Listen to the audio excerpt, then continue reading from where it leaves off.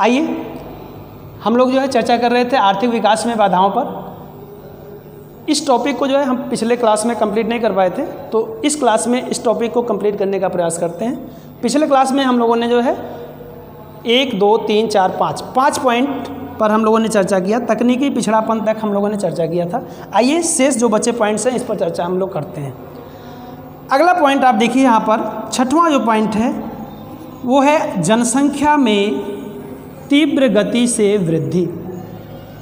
अल्प विकसित देशों में आर्थिक विकास में बाधा के रूप में जनसंख्या में तीव्र गति से बढ़ना ये एक बहुत बड़ा बाधक होता है, क्योंकि अल्प विकसित देशों की ये विशेषता ही होती है। जब भी आप अल्प विकसित देशों की विशेषताओं के बारे में चर्चा करेंगे तो अल्प विकसित देशों की विशेषता ही होती है कि वहाँ पर जनसंख्या में तीव्र गति से वृद्धि होती है, और जनसंख्या में तीव्र गति से बढ़ना ये आर्थिक विकास के लिए बाधक होता है। आइए इसको हम थोड़ा विस्तार में चर्चा करते हैं कि अल्प विकसित देशों में तीव्र गति से जो जनसंख्या की वृद्धि होती है, जनसंख्या की जो समस्या होती है, ये कैसे होती है, क्यों होती है। तो जो अल्प विकसित देश होते हैं वहाँ पर जनसंख्या तेज़ी से बढ़ती है, जनसंख्या विस्फोट की स्थिति होती है। ये समस्या क्यों होती है? क्योंकि यहाँ पर जो जन्म दर होता है, जन्म दर ये अधिक होता है किससे? मृत्यु दर से। जन्म दर मृत्यु दर से क्या होता है? अधिक होता है। अब ये जन्म दर जिसको हम बर्थ रेट, मृत्यु दर जिसको हम डेथ रेट कहते हैं। अब ये जन्म दर क्या होता है, मृत्यु दर क्या होता है, ये भी आपको समझना आवश्यक है। तो जन्म दर किसे कहते हैं? तो प्रति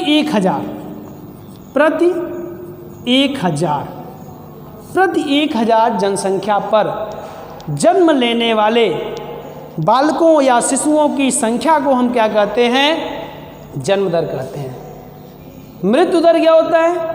प्रति 1000 जनसंख्या पर मरने वाले लोगों की संख्या को क्या कहते हैं? हम मृत्यु दर कहते हैं। अर्थात जन्म दर और मृत्यु दर दोनों ही क्या होती है? 1000 पर जो है इसकी काउंटिंग की जाती है। तो चूंकि अल्प विकसित देश में क्या होता है, जन्म दर बहुत अधिक होता है और मृत्यु दर क्या होता है, वो बहुत कम होता है। जन्म दर और मृत्यु दर में जो गैपिंग है, जो अंतर होता है, वो बहुत ज़्यादा होता है। जन्म दर और मृत्यु दर में गैपिंग बहुत ज़्यादा होने के कारण ही क्या होता है कि यहाँ पे जनसंख्या बहुत तेज़ी के साथ क्या होती है? वृद्धि होना शुरू होती है। इसी को हम जनसंख्या विस्फोट भी कहते हैं। जनसंख्या विस्फोट। जनसंख्या विस्फोट क्या होता है? जब जनसंख्या बहुत तेज़ी के साथ बढ़ने लगती है ना, ऐसी स्थिति को क्या कहते हैं? हम जनसंख्या विस्फोट कहते हैं, जहाँ पर जन्म दर और मृत्यु दर का जो गैपिंग होता है, अंतर होता है, बहुत ज़्यादा बढ़ जाता है। मतलब अधिक से अधिक लोग जन्म ले रहे हैं जबकि मरने वालों की संख्या कम है, यानी अधिक लोग आ रहे हैं, जाने वालों की संख्या कम है। तो क्या होगी? धीरे धीरे इसी रूम में ही ले लीजिए, इस रूम में हम जहाँ पढ़ रहे हैं, इसी रूम में आने वालों बच्चों की संख्या अधिक हो जाए, जाने वालों की संख्या कम हो जाए, तो क्या होगी? धीरे धीरे क्या हो जाएगा? यहाँ पर भीड़ इकट्ठी शुरू हो जाएगी, धीरे धीरे यहाँ पर बहुत ज़्यादा भीड़ हो जाएगी। तो भीड़ बहुत ज़्यादा बढ़ रही है, जनसंख्या बहुत तेज़ी से बढ़ रहा है। उसका कारण क्या है? क्योंकि आने वालों की संख्या अधिक है, जन्म दर अधिक है, जबकि जाने वालों की संख्या अर्थात मृत्यु दर क्या है? बहुत ही कम है। जिससे क्या हो रहा है? जनसंख्या बहुत तेज़ी के साथ बढ़ रही है, जनसंख्या विस्फोट की स्थिति विद्यमान है। और जनसंख्या विस्फोट या जनसंख्या में तीव्र गति से बढ़ना ये आर्थिक विकास के लिए क्या होता है? बाधक होता है। वैसे तो जनसंख्या क्या होता है? वैसे तो जनसंख्या जो है विकास के लिए जो है हर स्टेज में जनसंख्या का बढ़ना जो है ये जो है आपका विकास के लिए बाधक नहीं होता है। लेकिन जब जनसंख्या तीव्र गति से बढ़ने लगती है ना, जनसंख्या विस्फोट की स्थिति उत्पन्न हो जाती है, तो वहाँ पे जनसंख्या जो है, जनसंख्या का तीव्र गति से बढ़ना ये क्या होता है? आर्थिक विकास में बाधक हो जाता है, बाधा उत्पन्न करता है। क्यों करता है? क्योंकि अब यहाँ पे क्या होगा?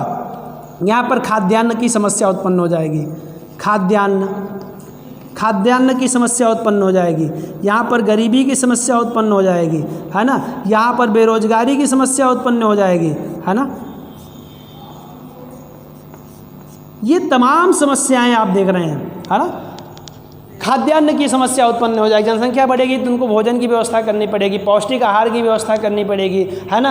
आपको जो है गरीबी बढ़ने लगेगी, उनका जीवन स्तर निम्न होने लगेगा, प्रति व्यक्ति आय कम होता जाएगा। क्योंकि प्रति व्यक्ति आय कैसे निकालते हैं हम? टोटल जो है नेशनल इनकम में टोटल पॉपुलेशन से भाग देकर जो है हम प्रति व्यक्ति आय पर कैपिटा इनकम निकालते हैं। तो जब टोटल पॉपुलेशन बढ़ता जाएगा, हर बढ़ता जाएगा, तो जो भागफल आएगा वो छोटा हो जाएगा, अर्थात प्रति व्यक्ति आय कम होता जाएगा। तो ऐसी स्थिति में आप देखेंगे लोगों का जीवन स्तर कम होता जाएगा, बेरोजगारी की समस्या उत्पन्न हो जाएगी, है ना। तो ऐसी स्थिति में क्या हो जाएगी? ऐसी स्थिति में हमारा जो विकास का मार्ग हो जाएगा वो अवरुद्ध हो जाएगा। आर्थिक विकास का जो मार्ग है वो अवरुद्ध हो जाएगा, अर्थात हम तेज़ी के साथ विकास नहीं कर पाएंगे। तेज़ी के साथ हमको विकास करना है तो पहले हमें इस पर क्या करना पड़ेगा? कंट्रोल करना पड़ेगा, नियंत्रण करना पड़ेगा। जब तक आप जनसंख्या पर नियंत्रण नहीं करेंगे तो ये क्या हो जाएगा? ये जो है आपको आर्थिक विकास में आगे नहीं बढ़ने देगा। इस प्रकार हम निष्कर्ष रूप में कह सकते हैं कि जनसंख्या में तीव्र गति से वृद्धि ये क्या होता है? ये आर्थिक विकास में बाधा उत्पन्न करता है। क्लियर? आगे हम बात करते हैं योग्य साहसी का। लास्ट हम यहाँ पे पॉइंट बात कर रहे हैं योग्य साहसी का अभाव। योग्य साहसी का अभाव भी आर्थिक विकास में बाधा उत्पन्न करता है।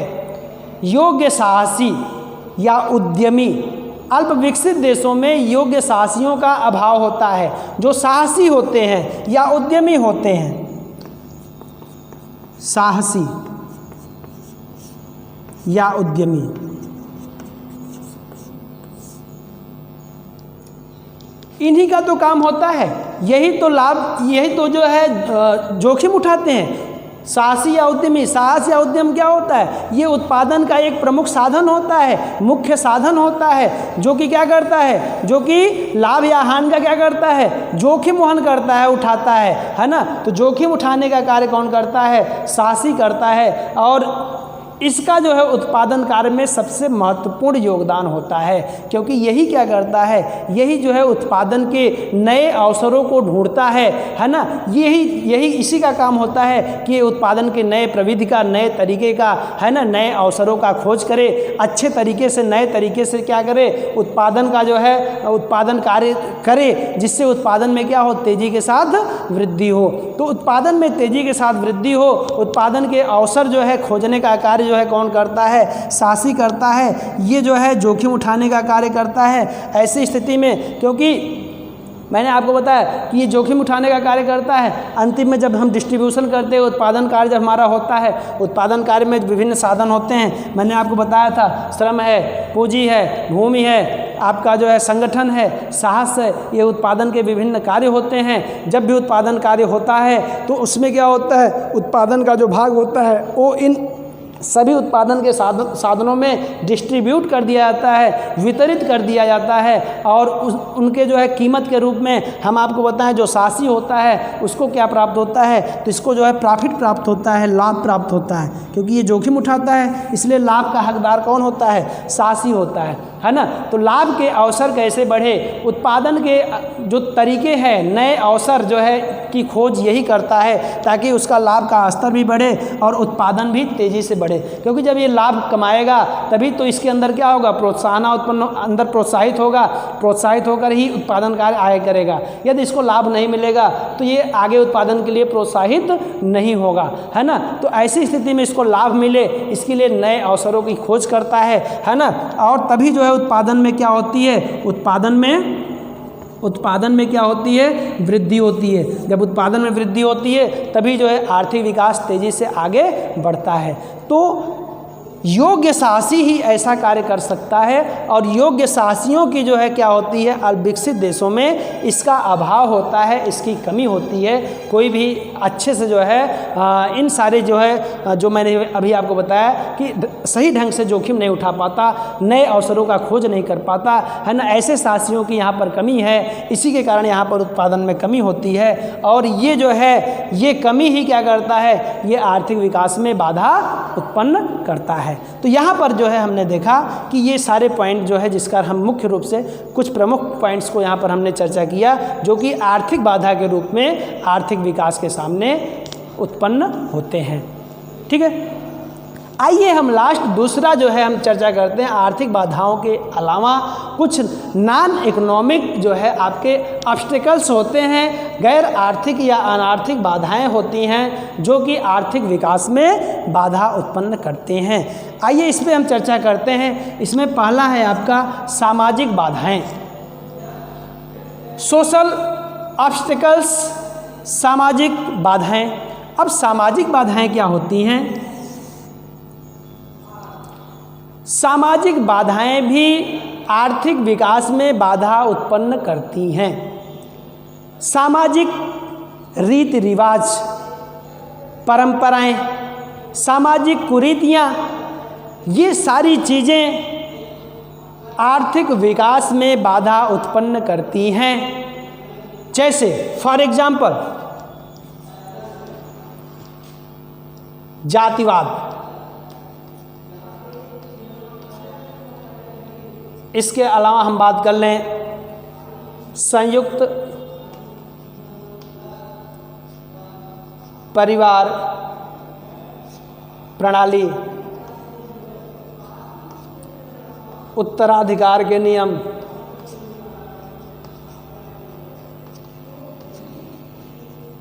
आदि।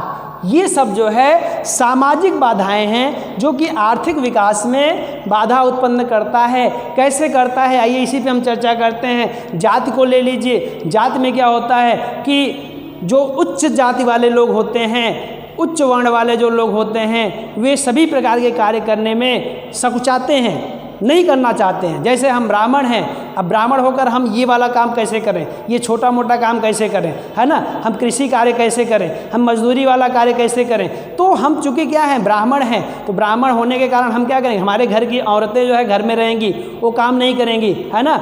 हम चूँकि ब्राह्मण हैं, क्षत्रिय हैं, उच्च वर्ण के हैं, तो उच्च वर्ण के होने के कारण हम क्या करेंगे, हम या हमारे घर के जो सदस्य हैं वे सारे के सारे जो है काम नहीं करेंगे। तो ये जातिवाद या जाति कह लीजिए, ये जाति जो है सामाजिक व्यवस्था के अंतर्गत जो जाति शब्द है, ये भी क्या करता है, ये जो है आर्थिक विकास में बाधा उत्पन्न करता है। यदि हमारे घर की भी औरतें जो है काम करना शुरू कर दें, हम लोग भी काम करना शुरू कर दें, सभी प्रकार के जो भी काम मिलता है काम करें, है ना, ये सोचकर ऐच्छिक बेरोजगार न रहें कि हमको काम मिल रहा है लेकिन फिर भी हम बेरोजगार रहें, उसको ऐच्छिक बेरोजगार कहते हैं, है ना। तो काम मिलने पर भी काम न करें क्योंकि वो हमारे पसंद का नहीं है, क्योंकि वो हमारे जाति के प्रतिकूल है, ये हमारे ब्राह्मण होकर हम या क्षत्रिय होकर हम ये कार्य नहीं करेंगे। तो ऐसी स्थिति में क्या होगा, चूँकि आप काम नहीं कर रहे हैं, तो ऐसी स्थिति में हमारा क्या होगा, आर्थिक विकास में बाधा उत्पन्न होगा ना। तो ये चीज़ होता है। इसी तरीके से संयुक्त परिवार प्रणाली, संयुक्त परिवार प्रणाली क्या होता है, देखिए जो हमारा फैमिली होता है, फैमिली जो है दो प्रकार की होती है ना। एक आपका सिंगल फैमिली होता है जिसको एकल परिवार कहते हैं, एकल परिवार, एकल परिवार, और एक संयुक्त परिवार होता है। एकल परिवार में क्या होता है, किसे कहते हैं, उसमें केवल माता पिता और बच्चे होते हैं। माता पिता और बच्चे जिस फैमिली में होते हैं उसको हम एकल परिवार कहते हैं। और जिस परिवार में दादा दादी दादा दादी मम्मी पापा चाचा चाची, है ना, भाई बहन बुआ सब लोग हों, बड़े पिताजी छोटे पिताजी सारे लोग हों, तो ऐसे परिवार को हम क्या कहते हैं, संयुक्त परिवार कहते हैं। तो संयुक्त परिवार प्रणाली में एक मुखिया होगा, जैसे दादाजी मुखिया होंगे या दादी जी मुखिया होंगी। तो कोई भी कार्य आपको करना है तो आप अपने मन से नहीं कर सकते। आप कोई काम करना भी चाहते हैं तो आप नहीं कर सकते जब तक दादाजी परमिशन नहीं देंगे, जब तक दादी जी परमिशन नहीं देंगी, तब तक जो है आप कोई भी कार्य नहीं कर सकते। तो इस प्रकार से कोई भी कार्य करने में आप स्वतंत्र नहीं होते हैं, जिससे क्या होता है कि आर्थिक विकास में ये अवरोध उत्पन्न करता है। कौन उत्पन्न करता है, संयुक्त परिवार प्रणाली करता है। इसी प्रकार से हम बात करें उत्तराधिकार के नियम, है ना। हमारी सामाजिक व्यवस्था में उत्तराधिकार के नियम भी हैं। उत्तराधिकार का नियम का मतलब ये हुआ कि जैसे पिता की मृत्यु के बाद जितने भी उसके बच्चे हैं उनमें जो है बराबर भागों में उसका जो भी संपत्ति है, जो भी भूभाग है, वो सब क्या होता है, बराबर बराबर बंट जाता है। तो सभी संपत्तियों में बराबर जो है पार्टीशन हो जाता है, बंटवारा हो जाता है ना। चलो ये अच्छी बात है, लेकिन समस्या कहाँ उत्पन्न होती है? समस्या होती है विशेष रूप से कृषि के उत्पादन में। कृषि के उत्पादन में समस्या कैसे उत्पन्न होती है? कृषि के उत्पादन में समस्या ऐसे उत्पन्न होती है कि जैसे कोई मान लीजिए एक आपका जो है खेत है ना, और पिताजी के मृत्यु के बाद मान लीजिए 4 भाई हैं, तो ये 4 भागों में बंट जाएगा। तो 4 भागों में बंटने से क्या हुआ, मान लीजिए 20 बिस्वे का जो है आपका ज़मीन है, तो ये 5-5 बिस्वे का हो जाएगा, है ना। तो ऐसी स्थिति में क्या होगा, जो हमारा खेत है उसका आकार छोटा हो जाएगा। तो छोटा, अब इसी तरीके से आगे भी हमारे यहाँ बच्चे होंगे, तो हमारे बाद जो है उनमें भी क्या होगा, जितने बच्चे होंगे, 2 बच्चे 3 बच्चे, तो उसमें भी क्या हो जाएगा, पार्टीशन हो जाएगा। तो इस तरीके से इसका जो खेत का आकार होता है दिन प्रतिदिन क्या होता है, छोटा होता जाता है। छोटे खेत को हम क्या कहते हैं, अनार्थिक खेत कहते हैं। तो अनार्थिक खेत से क्या होता है, उत्पादन बहुत कम होता है, लागत से भी कम उत्पादन होता है, वो हमारे लिए हानिकारक हो जाता है। तो ये जोतों का आकार छोटा होना, इससे क्या होता है, उत्पादन कम होता है, निम्न उत्पादकता। अल्प विकसित देशों में निम्न उत्पादकता के कारण में हमारे जो जोत होते हैं उसका आकार छोटा होना भी है। और जोतों का छोटा आकार होने का जिम्मेदार कौन है, ये उत्तराधिकार का नियम है। तो उत्तराधिकार नियम के कारण जोतों का आकार छोटा होता है, जिससे कृषि उत्पादन कम होती है। कृषि उत्पादन कम होने से आर्थिक विकास भी कम होता है। तो इस प्रकार से उत्तराधिकार का नियम भी क्या कर रहा है, आर्थिक विकास में बाधा उत्पन्न कर रहा है। इस प्रकार से आप देखिए कि ये सामाजिक बाधाएं, इसी को हम क्या कहते हैं, सामाजिक बाधाएं। क्लियर? आगे हम चलते हैं। धार्मिक बाधाएं। अल्पविकसित देशों में आर्थिक विकास में धार्मिक बाधाएं भी उत्पन्न होती हैं। अब धार्मिक बाधाएं क्या हैं? अब धार्मिक आध्यात्मिक बाधाएं क्या हैं? इसमें क्या होता है, जैसे इसमें लोग क्या होते हैं, धर्म में विश्वास करते हैं, ईश्वर में आस्था रखते हैं, है ना। ऐसी स्थिति में ज़्यादातर लोग क्या होते हैं, भाग्यवादी होते हैं, भाग्यवादी होते हैं, है ना, भाग्यवादी होते हैं। इसका मतलब क्या हुआ, इसका मतलब ये हुआ कि करते हैं सब कन्हैया मेरा नाम हो रहा है तो दूसरी बात हो गई, लेकिन मेरा राम की कृपा से सब काम हो रहा है। तो कहने का तात्पर्य क्या है कि वे कोई भी काम करना नहीं चाहते, सब ईश्वर पर छोड़ देते हैं, है ना। जैसे वो गरीब हैं, उनकी आय कम है, वो गरीबी की समस्या से ग्रस्त हैं, वो काम कर सकते हैं लेकिन काम नहीं करते। वो गरीबी दूर कर सकते हैं लेकिन नहीं करते हैं, क्योंकि वो भाग्यवादी होते हैं। सोचते हैं चलिए मेरा समय जब तक हमारे भाग्य में नहीं है पैसा रुपया मुद्रा, तब तक जो है हम ऐसे ही रहेंगे, है ना। इसलिए जो है वो क्या करते हैं, कुछ नहीं करते, वो भाग्य पर अपना डिपेंड रहते हैं। तो भाग्य पर डिपेंड होने के कारण वो कोई काम नहीं करते, और कोई काम न करने के कारण वो क्या होता है कि वहाँ पर आर्थिक विकास कमज़ोर हो जाता है। इस प्रकार से भाग्यवादी होने के कारण धार्मिक जो है बाधा उत्पन्न होती है, और धार्मिक बाधा के कारण जो है आर्थिक विकास में बाधा उत्पन्न होती है। ठीक है। तो इस प्रकार से मैं आपको बताऊं कि धार्मिक बाधाओं में इसके अलावा भी अन्य तमाम समस्याएं होती हैं। जैसे आध्यात्मिक की हम बात करें, जिसमें जैसे अहिंसावादी होना, है ना। तो अहिंसावादी होने से हमें क्या होता है, किसी भी जीवों की हत्या हम नहीं करते, जिससे क्या होता है हम मत्स्य उत्पादन के कार्य में मत्स्य उत्पादन है मुर्गी पालन का कार्य है, ये सब कार्य हम नहीं करते, क्योंकि हम क्या होते हैं, हम अहिंसावादी होते हैं, हम सात्विक होते हैं, है ना। और हम इन सब से क्या होते हैं, बहुत दूर होते हैं। तो ऐसी स्थिति में क्या होता है, हमारा आर्थिक विकास पिछड़ जाता है। लास्ट हम पॉइंट करते हैं, बात करते हैं, जिसका नाम है राजनीतिक बाधाएं, पॉलिटिकल आपके ऑब्स्टेकल्स हैं। राजनीतिक बाधाएं क्या होती हैं? राजनीतिक बाधाएं भी आर्थिक विकास में मुख्य रूप से रोल अपना अदा करती हैं। कैसे करते हैं? सबसे पहली बात हम करते हैं सरकार की जो गवर्नमेंट की स्टेबिलिटी, गवर्नमेंट की स्टेबिलिटी, गवर्नमेंट की स्टेबिलिटी, गवर्नमेंट सरकार की स्थिरता, अस्थायित्व। क्योंकि गवर्नमेंट जब सरकार जो है सरकार में जब अस्थायित्व नहीं रहेगा, तो ऐसी स्थिति में वह कोई भी विकास कार्य के लिए कोई भी टारगेट, कोई भी लक्ष्य वो निर्धारित नहीं कर पाएगा, क्योंकि यह समय समय पर जो है कम समय में ही सरकारें यदि बदलती जाती हैं, तो ऐसी स्थिति में वो कोई भी प्लानिंग, कोई भी योजना विकास के लिए नहीं बना पाती हैं। ऐसी स्थिति में क्या होता है, ऐसी स्थिति में कोई भी विकास कार्य अच्छे ढंग से नहीं हो पाता। दूसरी बात क्या है कि यदि सरकार स्टेबल है, अस्थायी है, तो ऐसी स्थिति में जो जनता होती है, जनता कह लीजिए या जो आपके उत्पादक वर्ग होते हैं, उनमें क्या होता है, सरकार के प्रति विश्वास होता है और वो मन लगाकर उनकी पॉलिसीज जो है निर्धारित होती हैं, उसके आधार पर वो मन लगाकर क्या करते हैं, उत्पादन कार्य करते हैं, जिससे क्या होता है कि आर्थिक विकास तेजी के साथ होता है।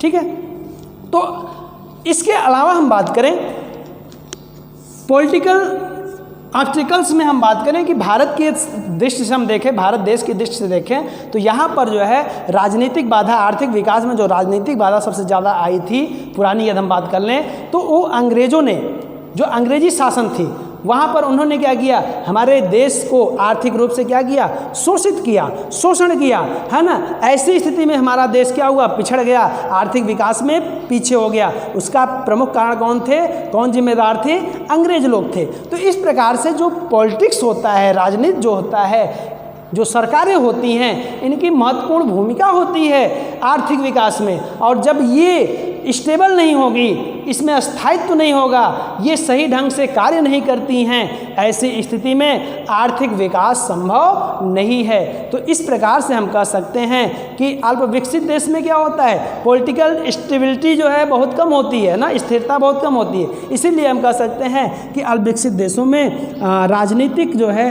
बाधाएं उत्पन्न होती हैं। इसके अलावा मैं बात कर लूँ, अभी मैंने अंग्रेज़ों के संदर्भ में बात की, इसके अलावा मैं बात कर लूँ कि जो विकसित देश होते हैं, विकसित देश क्या करते हैं, अल्प विकसित देशों का जो है पॉलिटिकल रूप से क्या करते हैं, वो प्रेशर बनाते हैं और उसका जो है आर्थिक रूप से उसका शोषण करते हैं। तो इस प्रकार से राजनीतिक बाधाएं भी अल्प विकसित देशों में आर्थिक विकास में बाधा उत्पन्न करती हैं। तो आज के इस क्लास में मैंने आर्थिक विकास में बाधाओं से संबंधित जो शेष बचे पॉइंट्स थे, इसको हमने क्लियर किया।